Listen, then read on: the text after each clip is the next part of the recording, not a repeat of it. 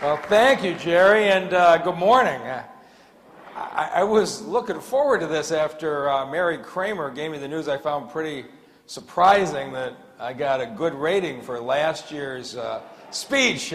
Warren Buffett was ahead of me, so I assume some ballots got lost somewhere. But how many people were here last year? Okay, so a good number of you. So you heard this speech once before. I'm kidding. How many of you are here from out of town? Oh my God. Well, that's terrific. So, you know the connection you feel. I don't have to explain it to you, although I was reflecting on it this week. You might have seen in the paper, my father retired yesterday from the federal bench after 40 years as a judge. And we spent a lot of time with family. His mother lived to be 90 years old, lived all 90 years of her life in the city of Detroit. And when my father got a job in the 1960s at a law firm in Livonia and moved the family out of the city, I was a young boy, but I felt a sense of loss leaving Detroit that never left me.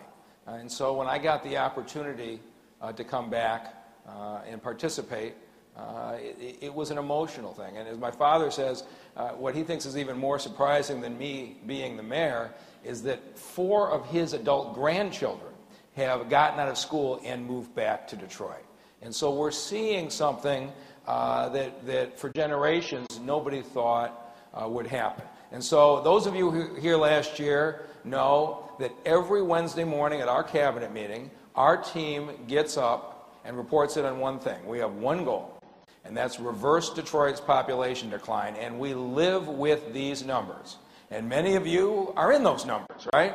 I mean, we went from 1.8 million to 688,000. We've had a loss of population every year for nearly 60 years. And as far as I'm concerned, the only standard I want to be measured by is whether the population of this city starts to grow, because it means more people will want to live here than move out. And every single thing we do is designed around that strategy. And so Jerry Norcia and DT have been great partners, but when I started a year and a half ago, streetlights in this city were dark. It was depressing. A lot of times in government, at the end of the week, you go home and your kids say, "What did you do?" and you can't really explain it to them. When you're putting the streetlights on, you actually can see what's done at the end of the week. And so when you were here a year ago, we had 20,000 streetlights installed, and this is what I showed you then. The yellow areas were fully lit. The green areas we started on, and the rest of the city was dark.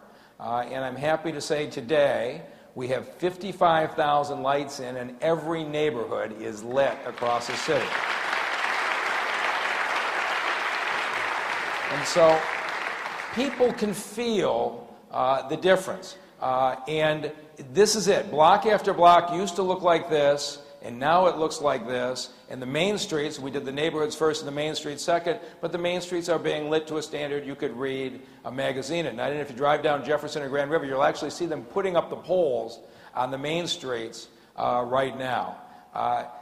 Ambulance service, again, I live by metrics. This is what we do in our administration. We started, there were stories where it was an hour before an ambulance came, some tragic circumstances. We had 13 on the road.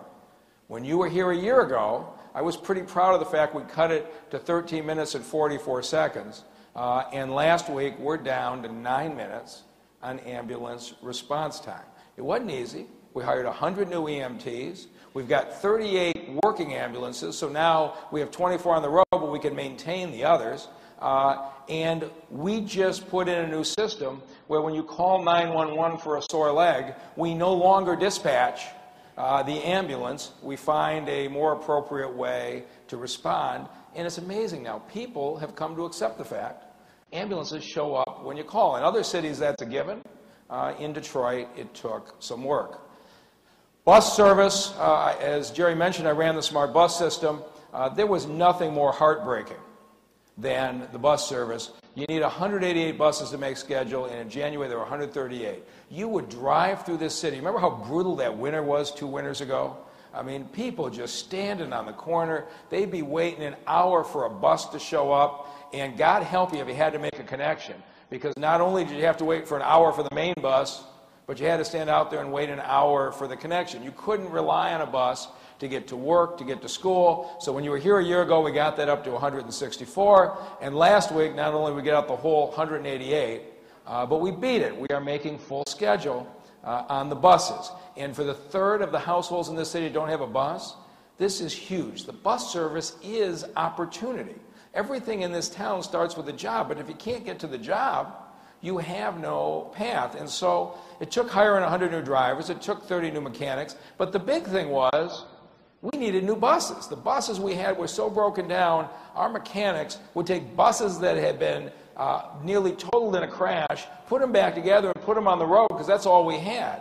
But with the federal government's help, we bought 80 new buses. Vice President Joe Biden was enormously helpful in the process, and I promised him if he got me 80 buses, we would make schedule. And so 10 days ago, he came out, and we put the last 4 buses on the road, and he joined us to celebrate. In fact, he wanted to ride the bus with me out in Grand River and collect the fares, but the Secret Service wouldn't go along with that.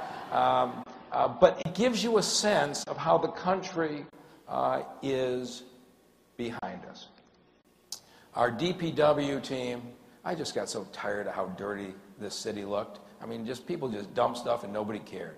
And so we've been picking up 650 tons of trash every single week, week in and week out. Sites that look like this now look like this, and sites that look like that now look like this, and sites that look like that now look like that. 650 tons a week. And now we're to the point where we can actually start arresting the dumpers because people are going out and confronting them and taking pictures with their iPhones, and we're going out and arresting people because it's the craziest thing. When you establish an expectation it's going to be clean, the neighbors buy in and want to keep it that way. And you could feel the difference in this community. Something we've done since you were here last is we put City Hall on your smartphone. And when I ran for office, a number of you know the story, I ran by saying to people, if you invite me into your home, I'll show up. And I went to 250 house parties. I sat in living rooms, in basements, in dens, all across the city every single night. And the one thing residents said to me over and over is, you can't call City Hall. Somebody dumped some garbage on the lot next to me. Do I call DPW? Do I call GSD? Do I call the Ombudsman? Do I call the Mayor's office? Do I call my council member? When I call, I get a voicemail. Nobody calls me back. Nobody at City Hall cares. So I went and recruited the woman I believe to be the finest municipal IT director in the country, Beth Niblock from Louisville. I drove down to Louisville, and I didn't come back until she came with me. She hadn't been to Michigan before, but she loves it here now. And so I said, Beth, I want to set up a 311 system. We got all these departments. Nobody knows who to call. Nobody calls back. I need you to fix the 311 system in these departments.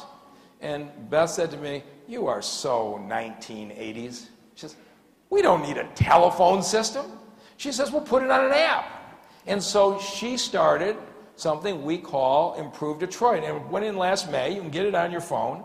And it allows you to log onto your phone and report street light out, stop sign down, running water in a basement, illegal dump site, etc.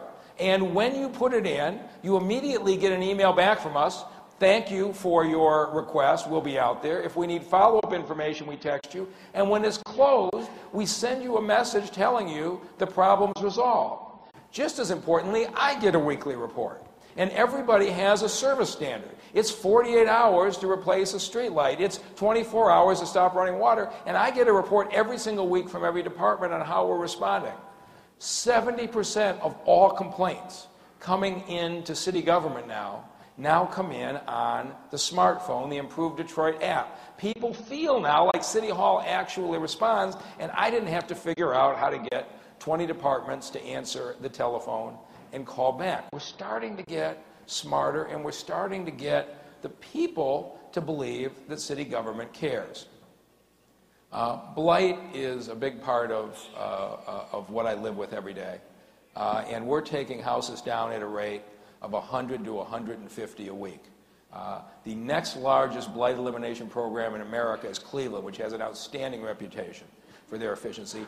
They take down 15 to 20 a week. Okay? Nobody's ever seen anything of this magnitude. But so much of it looks like this block. I mean, look at you're the house next door. And this is what we see across the city. We'll have a beautiful occupied house with kids living in it next to a house like that.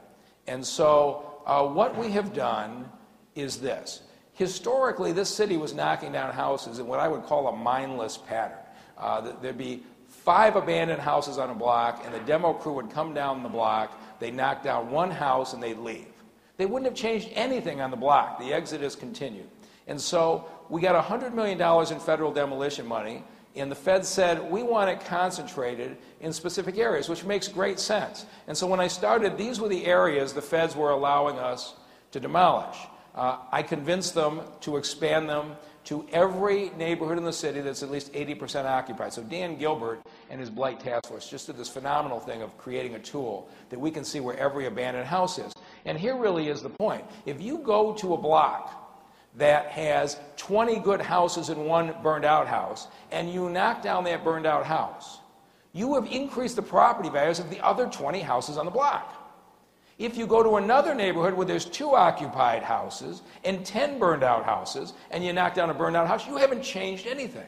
And so I've done dozens of community meetings where I show the map. And I said, this isn't going to be political. Every neighborhood in this city that has at least 4 houses out of 5 occupied, we're going to target our efforts, and in the other areas we'll get to you. And in January, we're making enough progress, we're going to expand to the neighborhoods now that not are 80% occupied, but are 75% occupied. So you see the blue areas, these are the next areas we're moving to. And I hope in 6 months after that, we'll move to the areas that are 70% occupied. We are moving across the city, strongest neighborhood to weak. And I'll show you the results are working. So we did 4,000 demolitions last year. Every blue dot is a demolition. You can see how we concentrated them in areas adjoining our strongest neighborhoods. And we're going to do another 4,000 this year. And again, you can see the concentration. Now we're starting to spread out some. But every single demolition decision is made off of data. So what does it mean? Why are we demolishing in the strongest areas? Because there are a whole lot of vacant houses in this city that are beautiful. Solid brick structures, people left in the foreclosure crisis in 2008 that do not have to be knocked down. But if you have a beautiful vacant brick building and it's got 2 burned out buildings on the block, you're not moving in. But when we went through and cleaned out the bad houses, we said, let's go get the good houses and sell them. And we started filing lawsuits against the owners of these vacant houses. And we file the lawsuits on a nuisance theory that says you cannot maintain your property in a way that is a nuisance to your neighbor. And so you have 2 choices when you're sued. You either sign a court order to get it fixed up and occupied in 6 months, which is what I want. I want you to fix it up. I don't want the house. Or you can deed it to us and we'll sell it on the internet like eBay. And when you were here a year ago, we had just started the auction site. Here's the interesting thing.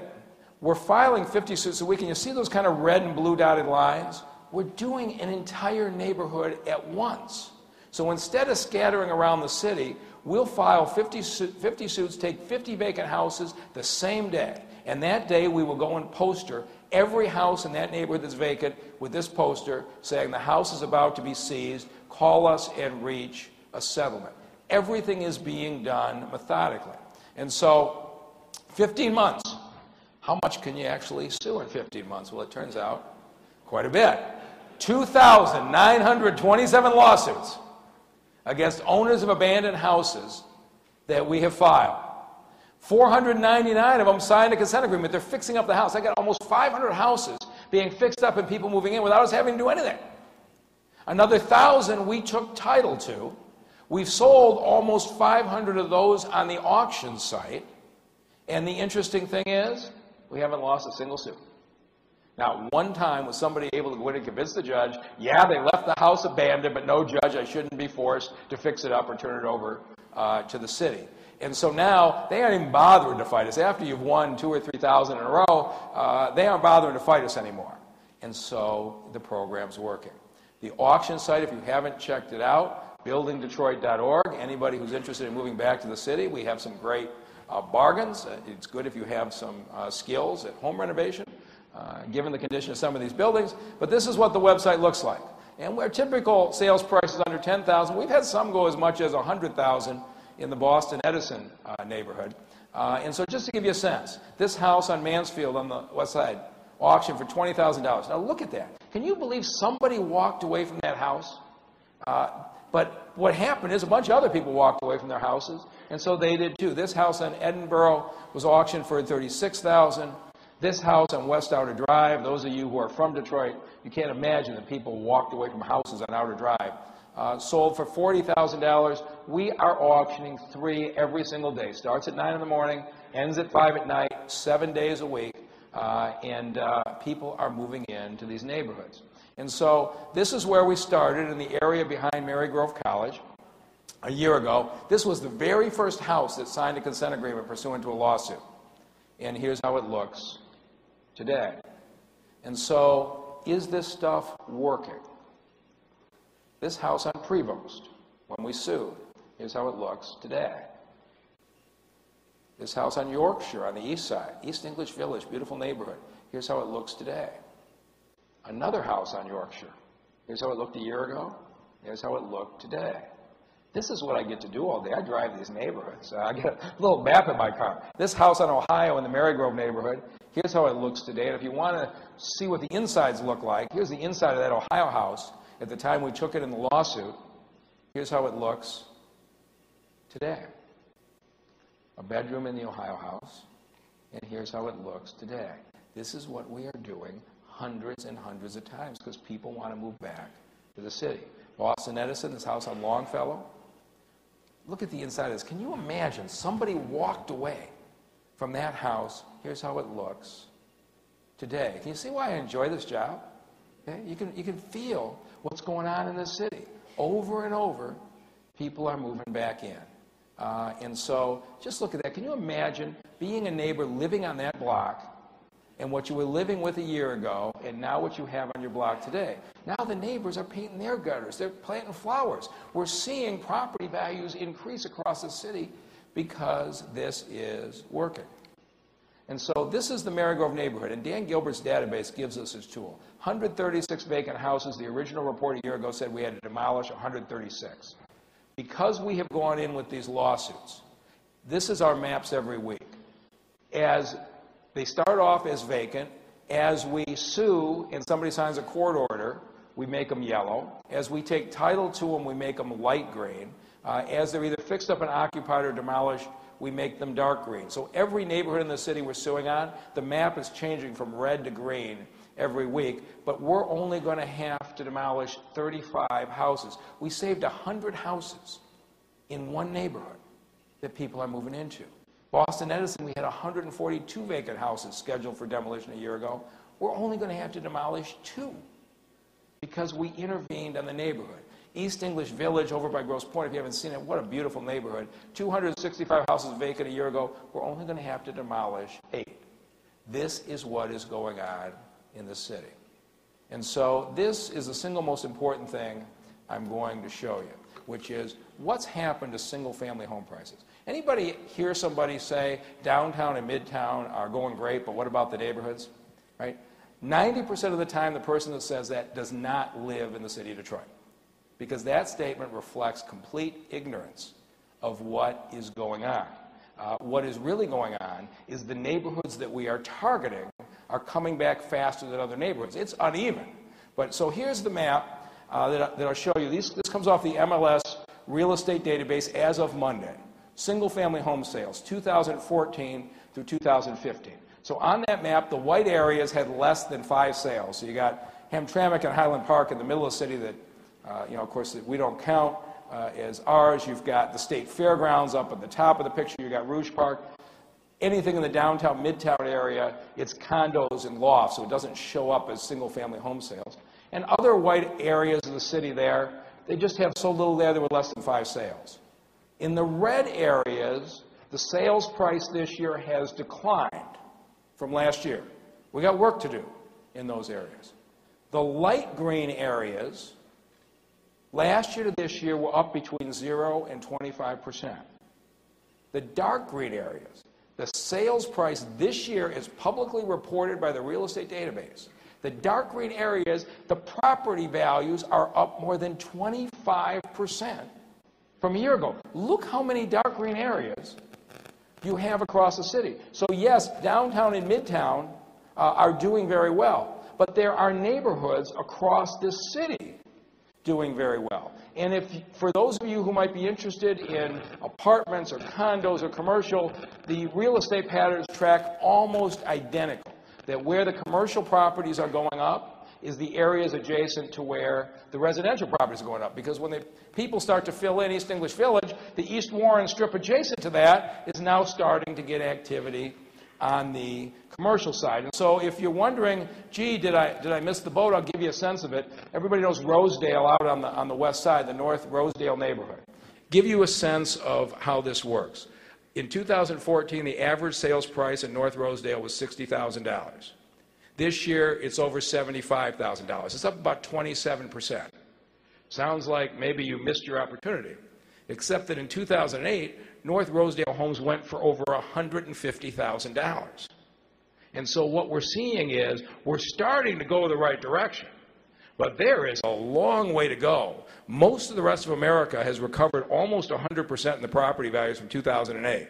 In Detroit, we're still 50% below, even with this map. But this is pretty encouraging when you see how many areas are seeing growth, because what does it mean when property values are going up? More people want to move into those neighborhoods and leave. And so we're seeing the population start to turn. Outside of the neighborhoods, the rest of the city is doing pretty well. East Riverfront, Faye Nelson and the Riverfront Conservancy, she's now at DTE Foundation. But here's how it looked 10 years ago. Many of you may remember it that way. Here's how it looks today. Okay. Gabriel Richard Park at the foot of the Belle Isle Bridge 10 years ago. Here's how it looks today. All right. Next to the Renson Riverfront Plaza, here's how it looks today. Okay, this is changing. The light rail, if you've been here at all, you've seen the mess of traffic on Woodward. You probably couldn't get in the front of the DIA today. But in 2017, we're going to have a rail line operating down there. And within 6 blocks of that rail line from downtown to Grand Boulevard, every building is being renovated. Buildings have been empty for 20 years. Are being renovated. This is the Brush Park area north of the stadiums, where we've got a new housing program started with Dan Gilbert's team. Orleans Landing has started just east of the riverfront. It's under construction right now. Broderick Tower, vacant for 20 years. This is right adjacent to the stadiums, now open and fully leased. Last year, they had a reception for this group at the Whitney. Been vacant for 15 years. My dentist was there. I was really angry when it finally closed. My dentist, I think, was the last tenant. Been vacant for 15 years and now fully occupied and open. This is happening over and over. And those who were here last year saw the beautiful restoration. But it's a 6-month wait list now. Any place within probably a half a mile of where we're sitting today. And we've got Fortune 500 companies coming back. Ally Bank was about to put 1,400 people in the suburbs. And with a partnership with General Motors, with Bedrock, and the city, they decided to consolidate all 1,400 employees in downtown Detroit. When they move in, if you come back next year, the traffic will be even worse than it was this weekend, but we're going to find a way to deal with that. Fifth Third Bank is in the process of moving their headquarters downtown. So we've got companies moving in. The Lightweight Metal Institute that's going to manufacture the next generation of steel for cars and ships is now opening in Corktown. So the next generation manufacturing is going to be done here in the city. A company from India, Sakti, that makes car parts. 650 employees of the former Southwestern High School site in southwest Detroit. There was a time where there was construction in the city, everybody knew where it was. Now I drive by and I have to call and say, what is this building going up? That's a really good feeling. So I could show you a lot of pictures. I thought instead, I want to tell you what my life has been like for the last 10 days. To give you an idea of what it's like to be mayor of Detroit, I was really good at my timing on when I chose to run. Week before last, Jamie Dimon, the CEO of JP Morgan Chase, they've invested $100 million here. They cut the ribbon on a 36-unit apartment complex in Midtown that they paid to renovate. So when the CEO of the country's largest bank comes to town for ribbon cutting, you got a sense of how much they're behind us. the long-closed Brewster Wheeler Rec Center, the place where Joe Louis trained when he was world champion, the place where Diana Ross and others spent a lot of their time growing up in the Brewster projects. People thought I was giving up for demolition, but one of your hosts here, Casey Crane, this week, started the restoration of the Brewster Wheeler Rec Center. It's going to be a destination restaurant. You're going to be able to eat outside or on the patio. I don't know if it'll be next year or the year after, but a historic building, instead of being demolished, is being renovated by a local developer. Herman Kiefer Hospital was going to have to be demolished. You may remember it as a TB hospital. A New York developer, Ron Castellano, just got approved by City Council for a $75 million renovation for housing in the new center area. That was this week. Here you have the area south of West Grand Boulevard, pretty blight-ridden, and this morning Henry Ford Hospital officially announced they are building a $110 million outpatient cancer center on that site. They are going to transform that entire neighborhood. That announcement is today. Lafayette Park, we have another Detroit developer, Walter Cohn, who just broke ground on a 185-unit residential construction in Lafayette Park because the demand for the housing is so high. Amazon. There was a competition between Ann Arbor and Detroit for Amazon's tech center in Michigan, where they're going to hire the software engineers to take all the retailers onto their website, and they picked Detroit. And in that picture with me is the governor and Mark Schlissel, the president of the University of Michigan. We had the presidents of U of M and Michigan State come to Detroit because Amazon concluded that when these kids want to get out of school, they don't want to live in the college town anymore. They want to come back to the city. Did you think you'd see the day Amazon would put its stake in the ground in the city of Detroit? And so Dan Gilbert and I had to cut short, run out before the Amazon announcement was over, because there was another announcement down the street that the Lear Corporation decided to move a design center into the city of Detroit in Capitol Park, and they wanted to be there because they wanted the young people from Wayne State and the Center for Creative Studies to be tracked right into their design center for car parts and interior designs, and they wanted to be associated with the college kids here. And what was really dramatic is this is the first building Dan Gilbert sold. Lear bought it from him. Now you think about this. 5 years ago, what Dan was buying, everybody says, what is this guy doing? Now they're knocking on the door and trying to buy from him. Now there's a sign of Detroit's recovery, and I was a little surprised he sold, but it's a good thing for the city that people are now trying to buy from Dan. And so the hockey arena that's going to open next year, the excitement is great, and so the way we feel right now is nothing's going to stop Detroit. We're glad you're here, and we hope you find things to do with us. And if I haven't used all of my time, anybody have any questions? Go ahead. Can you tell me your name and where you're from? Yes, my name is Brewster, and I live in California, but I grew up in Detroit, and I'm really glad to be here. Thank you for all you're doing. Yes, and I was wondering, we were looking at buying homes here, but we were non-residents and we were not permitted to buy homes. This was about a year ago. Has that changed? If you're going to move here, you can buy the home. I'm dying to move back. Yes, the answer is yes. So is there anybody here from the land bank? Okay, so here's Alexis Wiley. Alexis, would you stand up, please? Alexis Wiley is our chief of staff, and she is personally going to handle your auction bid so that you can buy a home and move in. All right?